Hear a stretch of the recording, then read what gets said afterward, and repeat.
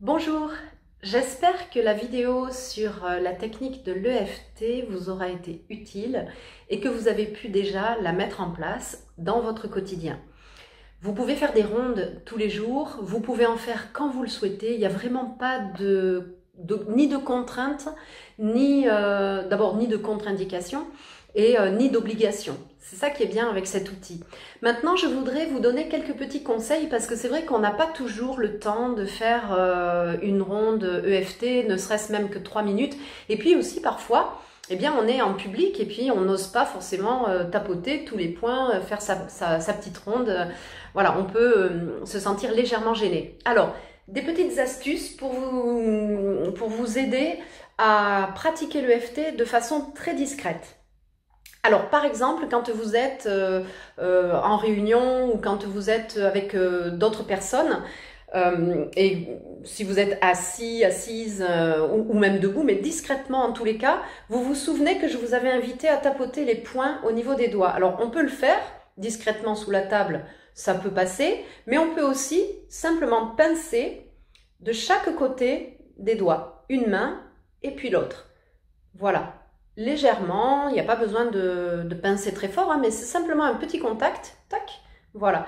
Et ça peut se faire très discrètement, comme ça, sous la table, on peut trouver une posture qui permet de faire ce petit tapping vraiment très léger. De faire ceci, ça va vous permettre de rester connecté à vous-même, de rester centré et de ne pas vous laisser envahir par les émotions. Donc ça peut être intéressant. Ensuite, une autre technique aussi, un autre point que vous pouvez stimuler de façon discrète, c'est ici, le point qui correspond à rein 27, sous les clavicules. Alors, vous n'êtes pas obligé de tapoter, vous pouvez simplement, discrètement, masser les deux points. Vous allez le sentir d'ailleurs, c'est un petit peu sensible quand on appuie.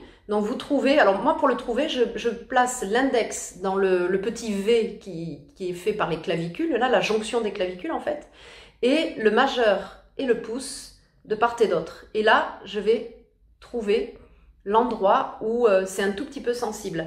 Et vous massez, et du coup, c'est beaucoup plus discret. Vous pouvez faire ça quand vous ressentez une grande peur. Par exemple, quand vous êtes dans un ascenseur et que vous avez peur, quand vous vous sentez un petit peu submergé par l'émotion, avec de l'anxiété, voilà, avec de la peur, quand vous sentez que vous perdez un petit peu le contrôle. Voilà. Et un autre point qui est très intéressant, c'est ici, gros intestin 4, c'est vous allez suivre l'os ici de l'index et celui du pouce et à la jonction en fait, alors c'est vraiment dans le creux mais quand même quasiment sur l'os en fait, hein. Donc essayez de trouver d'un côté ou de l'autre. Alors parfois des personnes me disent je sens rien, c'est qu'en fait elles sont pas tout à fait sur le point. Mais voilà, vous allez trouver le point vraiment à la jonction des os ici et simplement vous massez ce point. Donc ça aussi, ça peut être fait tout à fait discrètement. Pareil, quand vous ressentez une forte anxiété, quand l'angoisse monte, ça va vous permettre de réguler. Donc voilà, ça ce sont des petits conseils. Comme je disais aussi dans la vidéo précédente qui parlait où je vous montrais la technique de l'EFT, où on a fait une petite démo, j'avais dit en début de vidéo qu'on n'était pas obligé de stimuler tous les points. On n'est pas obligé de faire la ronde complète à chaque fois, c'est-à-dire les points du corps et les points de la main.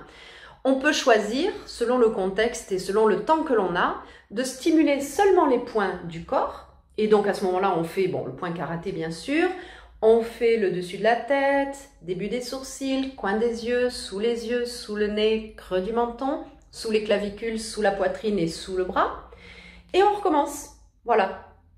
Mais on peut aussi faire un tapping en stimulant que les doigts, que les points des doigts. Donc soit en tapotant comme on a déjà vu, soit en pinçant comme ceci. Et ça marche tout aussi bien. Voilà, ça ce sont des petites techniques pour raccourcir un petit peu les séquences. Il y a aussi la possibilité de stimuler un seul point qui est au niveau du sternum, qui correspond au thymus. Donc on peut tout à fait, quand on n'a pas vraiment l'opportunité de stimuler tous les points, on peut très bien passer par le point du thymus, ce point central. Moi c'est vrai que je l'utilise pas beaucoup, pour ainsi dire jamais, mais je sais que ça existe et certaines personnes l'utilisent, voire même n'utilisent que celui-là. Moi, j'aime bien stimuler un petit peu tous les points. J'ai un peu l'impression que ça fait travailler tous les méridiens. Donc voilà. Donc c'est pour ça, ne vous mettez pas la rate au courbouillon, ne vous prenez pas la tête. Si vous oubliez un point, c'est absolument pas grave.